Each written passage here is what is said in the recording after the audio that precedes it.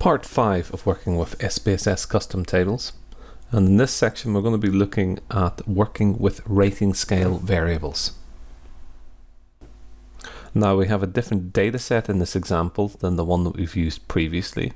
This data set is called Redveil, and it contains these 7 fields, these 7 variables, which are all rating scale variables. In fact, they all have the same response options. People are being asked to rate their experience of a ferry service. So you got things like rating 1 here, which is basically asking people to rate their experience of the ferry service in terms of value for money.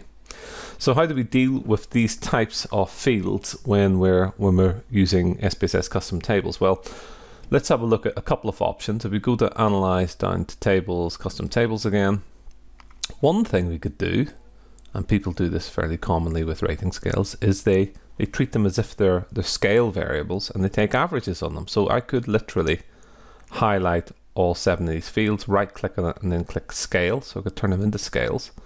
I could put them into the columns dimension across here, and I could break that down by, say, a field like marital status, and to make sure that the mean values are kind of correctly displayed, I could go to summary statistics here and say, okay, let's just give you a format and make sure you give me at least 2 decimal places, and hit apply to all, close, click OK, and we get this little table of means. So the same scale in each one. Obviously you're going to have to do things like, you know, change the width of some of the columns if it can't display the entire label for you.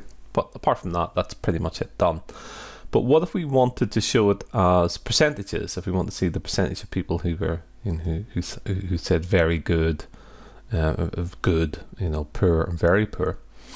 Well, that's a little bit more challenging within custom tables. If I go back here and hit reset, click all tabs, you'll see what happens if I click on, say, just a few of these fields. We'd put them across here and say, okay, let's look at that.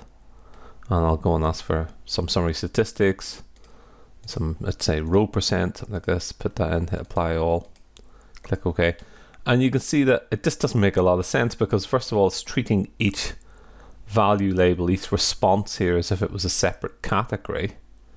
I mean, I could flip it around and ask for column percent or something like that, or move the summary statistics into the rows dimension. But it doesn't really help very much. It's treating these fields as if they are all totally independent of one another, and it doesn't know that they have the same response options, and that's not really what we're after. So what we'll do is we'll go back to it, call up custom tables again, hit reset, and build it again. Let's start again. So we'll pick all 7 fields up. We'll put them into the rows dimension here. You're going to have the same issue with regard to percentages and with regard to the display of it. And that's when this little option down here, category position, comes into its own. If I click on that and then change to row labels in columns, this is exactly what we want to use when we're dealing with variables that have the same response options, such as a series of rating scales. And now I can go into summary statistics. I'll ask for row percent, add that across. I'll just give it a different label here, so it says percent.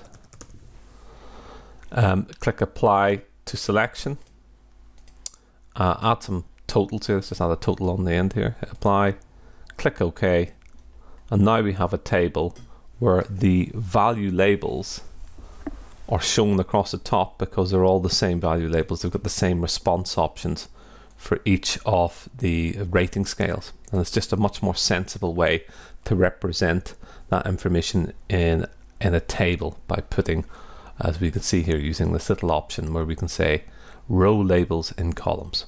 So that's working with rating scales with custom tables.